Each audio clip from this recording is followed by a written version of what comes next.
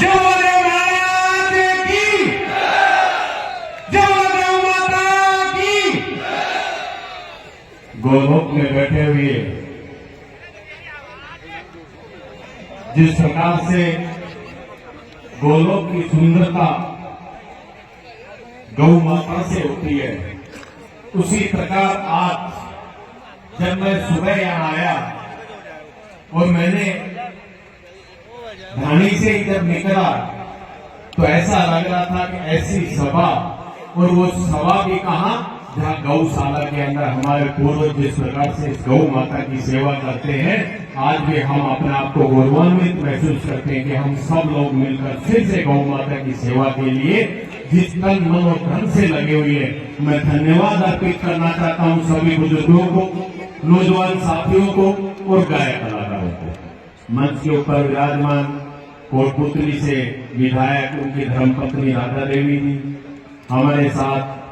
अभी महाराज जी बता रहे थे कि हम शुरू बहुत लेट हो गए। मैंने कहा महाराज जी लेट नहीं हुए, मैं तो काफी गया था। बुआ जी ने कहा कि वो ठोको 2 दिन से बोल दो, तो मुंह में हिट जाऊंगा न, साथ लेकर ही आए। मेरे छोटे भाई अंकुर जी दाइमा, जब भी मैं ये नाम सुनता हूं और जिसको बचपन के अंदर सुनते सुनते जो दाइमा नाम सुनते थे, तो राजस्थान में सिर्फ एक ही नाम उभर कर सामने आता था, जगत सिंह दाइमा जैसा शेर जो पैदा इस राजस्थान की भूमि में हुआ और राजस्थान की विधानसभा में जाकर उन्होंने एक अलग पहचान बनाई और एक मार्गदर्शन दिया उन युवाओं के लिए जो समाज की सेवा करना चाहते हैं। मैं आज उनको नमन करता हूं कि जिस प्रकार से आसपास के समस्त क्षेत्रों को एक पहचान दिलाई, एक नेता को काम करने का जिस प्रकार से जो जज्बा था जगत सिंह जी का, हम सब लोग युवा एक कोशिश करते हैं कि एक उनकी झलक के रूप में काम करके और क्षेत्र में नए विकास के आयाम स्थापित करें। मंच के ऊपर सभी विराजमान परमादरणीय सम्मानीय मेरे बुजुर्ग नौजवान साथियों, जितने भी राजनेता यहाँ पधारे हों, मैं उन सबको सम्मान करते हुए सर्वप्रथम मैं आज अपना शीश जिनके श्री चरणों में नमन करता हूं, उनके आशीर्वाद लेता हूं बलराज महाराज जी से। आज भी जब हम लोग याद करते हैं, अभी जब बात चल रही थी रामायण की, बात चल रही है महाभारत की, और जिस प्रकार से हम लोग देखते हैं बलराज महाराज जी को, तो ऐसा लगता है कि इस युग के अंदर भी नंद बाबा उतर कर और इस गौ माता की सेवा के लिए बलराम जी महाराज के रूप में हमारे पास विराजमान। साथियों, हमें तो सदैव हमने कहा है और करते भी कि गौ माता की सेवा पहला हमारा कर्तव्य है, कि गौ माता जहां रहती है, जिस घर के अंदर रहती है, उस घर के अंदर कम से कम 17-18 बीमारियां नहीं आती। और जिस प्रकार का सुंदर वातावरण ये 8-10 गांव आप बता रहे थे महाराज जी कि भाई बांसुर के हैं, 8-10 कोटपुतली के। मैं तो कहना चाहता हूं महाराज जी, पूरा क्षेत्र आपका है। और जितने भी लोग हमने कल से बातें सुनी, तो एक ही बात थी, हमें तो सुबह बलराम महाराज जी के यहाँ जाना, इससे बड़ा हमारा कोई सौभाग्य नहीं हो सकता। एक पहचान दिलाई आपने इस क्षेत्र को, एक पहचान दिलाई आपने कि जब हम कोई व्यक्ति उम्र से बड़ा और छोटा नहीं होता है। मैं आज कहना चाहता हूं मेरे बुजुर्गों से, नौजवान साथियों से, कि जिंदगी लंबी नहीं होनी चाहिए, जिंदगी सार्थक होनी चाहिए, जो लोगों के काम आ सके और गौ माता के काम आ सके। और आपने सार्थक करके दिखाया महाराज जी, इस उम्र में आपने जिस प्रकार से ये रोका, एक मन में जरूर पीड़ा है कि जिस मां की हम आराधना करते, पूजा करते हैं, आज हम गौशाला होते हैं, उसके लिए 3-4 साल तक जब संचालित होती है, तब राज्य सरकार द्वारा उसको बजट मिलता है। और प्रत्येक एक सरकार की योजना, एक नंद जो हमारे ये जो बैल है, जो हमारे अंकित है इनके लिए एक नंदीशाला खोली जाए तो तुरंत प्रभाव से उनको सरकार की तरफ भी आर्थिक सहायता मिलती है, ताकि प्रत्येक ग्राम पंचायत अगर खोल दी जाए तो मैं समझता हूँ किसी शहर में किसी खेत के अंदर किसी प्रकार का नुकसान नहीं होगा। इसके लिए जो भी जनप्रतिनिधि है वो पहल करें और हम सब लोग आज आए तो यहाँ तो कुछ महाराज जी को तो दे नहीं सकते, इनसे तो सिर्फ ले सकते हैं, इनके सामने झोली फैला सकते हैं, इनके सामने हाथ फैला सकते हैं और ये प्रार्थना करते हैं नंदीशाला का निर्माण करवाए। आप दोनों विधायकों से मिलकर 5 बीघा जमीन आवंटित करवाए, ताकि हमारे जो किसान भाई ये बैठे हुए हैं जो रात को खेत में इसीलिए जाते हैं गेहूं नहीं आ जाए और हमारे किसी प्रकार का नुकसान नहीं हो जाए। ये तो सरकार के लिए अगर 5 बीघा जमीन मिल जाए तो मैं समझता हूँ कि इन किसानों के और खेत मिल जाएंगे। हम सब लोग यहाँ जो बैठे हुए बहुत अच्छा लगता है कि जब आप लोगों ने इतना दान, मैं तो बहुत अपने आप को भाग्यशाली मानता हूँ कि एक छोटे से व्यक्ति का आप लोगों के बीच में जन्म हुआ और सौभाग्यशाली इसलिए भी मानता हूँ कि मुझे भी आप लोगों की सेवा करने का मौका मिला और मैं तो इसी बात के लिए अपने आप को धन्यवाद आप सबको आपके चरणों में अपना शीश नवाता हूँ और ये कहना चाहता हूँ कि रामस्वरूप कसाना जब तक जीवित रहेगा आपकी सेवा के लिए रहेगा। जब भी आप लोग बुलाओगे आपके बुलाव के बीच में चलाएगा, इस बात का विश्वास दिलाना चाहता हूँ।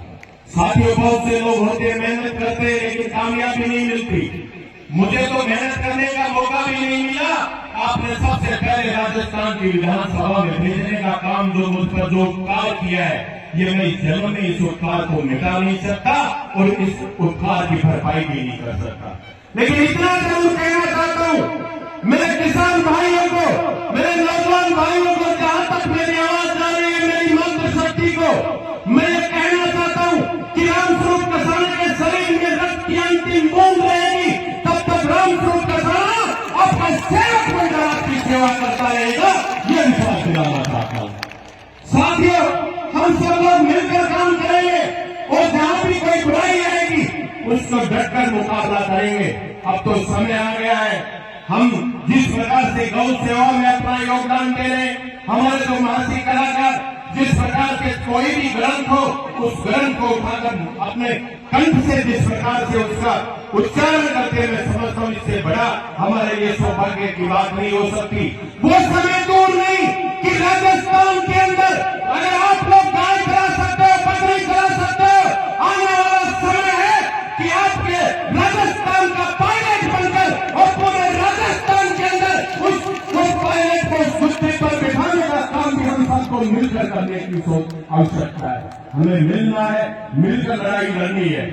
आज आप सब लोगों ने जो प्यार देखा, जिस प्रकार का जो हम सब ने जो सपना देखा है, वो सपना जल्दी पूरा होगा, क्योंकि हम सदैव लोगों की सेवा करने को ही अपना धर्म मानते हैं। हम चाहते हैं कि जब भी कोई अतिथि हमारे घर आता है तो हम उसको भगवान की तरह पूजते हैं। हमने कभी किसी की पीठ में छुरे घोंपने का काम नहीं किया। अगर किसी व्यक्ति ने हमें ललकारा है तो हमने उसका सामना किया है और गद्दारी हमारे खून में नहीं है। आने वाला समय आपका होगा और इस समय का सदुपयोग करना होगा। और सदुपयोग कैसे करोगे? सदुपयोग करना है कि अपने बच्चों को और अपनी बच्चियों को पढ़ाओ और लिखाओ और उनको सबसे पहले कहो कि जिस प्रकार से पहले हमारे बुजुर्ग, हमारी माताएं घर में रोटी बनाती थी तो पहली रोटी गौ माता को और दूसरी रोटी कुत्ते को डालती थी। वो क्यों डालती थी, क्यों बनाती थी, उसका एक रीजन है और आप लोगों के बीच में मैं कहना चाहता हूँ। जब पहली रोटी हम गौ माता के लिए बनाते थे, दूसरी रोटी हम कुत्ते को डालते थे, उसका एक अपना अलग ही वो था कि जो उन अच्छी शक्तियां हैं वो उनके बच्चों के चारों तरफ आवरण बनकर उनकी रक्षा करती थी। आज मैं तो कहना चाहता हूँ मेरी मातृ शक्ति जो यहाँ बैठी हुई है, आज आपको कसम लेकर जानी है कि कैसा भी काम हो, कैसा भी नहीं हो, लेकिन सबसे पहले जब रोटी बने तो गौ माता की रोटी बने और गौशाला तक पहुंचनी चाहिए। ये मेरी मातृ शक्ति से मैं निवेदन करना चाहता हूँ। अब मैं तो कहना चाहता हूँ मेरे नौजवान साथियों को कि आजकल हमारे नौजवान करते तो प्रणाम ही है, लेकिन प्रणाम भी करते तो गोड़ों तक हाथ लगाते हैं, इसका कोई फायदा नहीं मिलेगा। जो हमारे बुजुर्ग थे, जब हम उनके चरण स्पर्श करते हैं, जब उनके अंगूठे के ऊपर हाथ लगाकर सर पर लगाते, तो मैं आज आपको विश्वास दिलाना चाहता हूं नौजवान साथियों, अपने बड़े बुजुर्गों का चरण स्पर्श ध्यान से करके फिर माथे पे लगाने ना, आपको रोटी मिले या नहीं मिले, लेकिन ऐसी शक्ति मिलेगी जिससे आप बुरी से बुरी शक्ति का भी सामना कर सकते हो। हमें मिलकर लड़ाई लड़नी है, हमको सोचना है, और आज हम सब लोग करते हैं। जब भी कोई बात आती है, तो जब मैं मंच पर खड़ा हुआ तो मैंने भी अरदास की, तो बलराम महाराज जी से की। हमारा भी कर्तव्य बनता है कि मैं भी पटेल साहब से निवेदन करूंगा कि कोटपुतली के अंदर कहीं 5 बीघा जमीन हो नंदी शाला के लिए, तो इनके नाम से वो करवाए, ताकि हम सबका भला हो सके। अगर मानसूर के लोग बैठे हुए हैं, तो उनसे भी निवेदन है कि आप भी जो देवी सिंह जी उनसे मिलकर ये निवेदन करें कि 5 बीघा जमीन इनको दिलाई जाए। एक बात और कहना चाहता हूँ, जनप्रतिनिधि बनाता कौन है? आप लोग जो यहाँ बैठे हुए, और आज सबसे बड़ी समस्या हमारे सामने है कि इतनी गोचर भूमि होने के बावजूद भी हमारे गौ माता को हरा चारा नहीं मिल पाता। तो सब कारण क्या है? आप सरकार में बैठे हुए कलेक्टर, एसडीएम आज उस गोचर भूमि को सवाई चक्कर के और उन बड़े बड़े लोगों को दे देते हैं, जो कुछ समय बाद में उसमें कॉलोनियां काट देते हैं। हम सबको उनसे लड़ना भी है, लड़ना पड़ेगा, और लड़ने के लिए सदैव, आज जब देश की आजादी की बात हो, चाहे हमारे कभी भी जब भी लड़ाई लड़ी है, तो इस किसान के बेटों ने लड़ी है, किसान परिवार के नौजवानों ने लड़ाई लड़ी है, और आज भी आपको आवश्यकता है। साथियों, हम लोग बैठे इतने बामाशा हमारे बीच में आए, मुझे तो गर्व अपने आप में होता है जब भी मैं किसी स्टेज में जाता हूँ, और जब भी मुझे कोई मंच मिलता है, तो अपने आप को सौभाग्यशाली मानता हूँ। लेकिन एक बात जरूर कहना चाहता हूँ, कई लोग कहते हैं किसान क्या करते हैं। मैंने कहा कि किसान के घर जब बच्चा पैदा होता है, और उस बच्चे को सभी लोग कहते हैं तो किसान का बेटा है, हट्टा कट्टा होगा। मैं आज आपके माध्यम से बताना चाहता हूँ, जब किसान के घर में बच्चा पैदा होता है, तो पूछना तो मेरी मातृशक्ति बैठी हुई है, पूछना चाहिए मेरे बुजुर्ग यहाँ बैठे हुए, ये किस प्रकार से उसका लालन पालन पोषण करते हैं। उस छोटे से बच्चे को पालने के लिए मेरी मातृशक्ति बैठी हुई है, चूल्हे में जलती है, और ये मेरा जो किसान, मेरा बुजुर्ग यहाँ बैठा हुआ, ये खेत में रात को, हर किसी फैक्ट्री वाले को दिन में लाइट मिलती है, लेकिन अब इनको किसानों को रात में लाइट मिलती है, तो खेत में खड़े रहते हैं। ठंडी को नहीं लगती क्या? ठंड लगती है। लेकिन जब ये घर की तरफ देखते हैं कि घर के अंदर जवान बेटा है, जिसकी स्कूल की फीस देनी है, जवान बेटी बैठी हुई है, जिसकी शादी करनी है, तब ये अपने कमर को उतार के फेंक देते हैं और वापस अपने खेत में लग जाते हैं। मुझे भी कहना चाहता हूँ जनप्रतिनिधियों से, अगर किसान को रात में बिजली देते हो, तो आप जनप्रतिनिधि नहीं हो, आपकी सिर्फ अधिकारी और कर्मचारी हो। जो किसान की बात नहीं सुनेगा, जो किसान के लिए लड़ाई नहीं लड़ेगा, वो किसान का बेटा नहीं हो सकता। जो किसान की बात सुनेगा, जो किसान के लिए लड़ाई लड़ेगा, वही किसान का बेटा कहलाता है। आप सबने जो मुझे मौका दिया, मैं तो पुनः आप सबको प्रणाम करते हुए, या मंच पर जितने भी लोग हैं, अगर मेरे मुख से कोई बात ऐसी निकली है तो क्षमा प्रार्थी हूँ। पुनः आप लोगों से निवेदन करता हूँ कि हम सबको मिलकर लड़ाई लड़नी है, और जब भी गौशाला में कोई संकट आए, तो मैं तो इतना कहना चाहता हूँ कि जो मेरे से होगा मैं भी करूंगा, चाहे मुझे गांव गांव में जाना पड़े। आपके इस गौशाला के लिए प्रत्येक गांव गांव में जाकर ध्वनि फैलाएंगे, लेकिन इस गौशाला के लिए कभी इस गौशाला के द्वार बंद मत होने देना। साथियों, इस सूरज को कभी बंद मत करना। इस सूरज का सदैव नाम राजस्थान में होना चाहिए कि आप लोगों ने मिलकर एक ऐसा सूरज बनाया है जो पूरे राजस्थान में इसके चर्चे हो। यही निवेदन लेकर आपके पास आया था, और यही आशा करता हूँ। आप सबने तो मुझे प्यार और सम्मान दिया, बहुत बहुत दिल की गहराई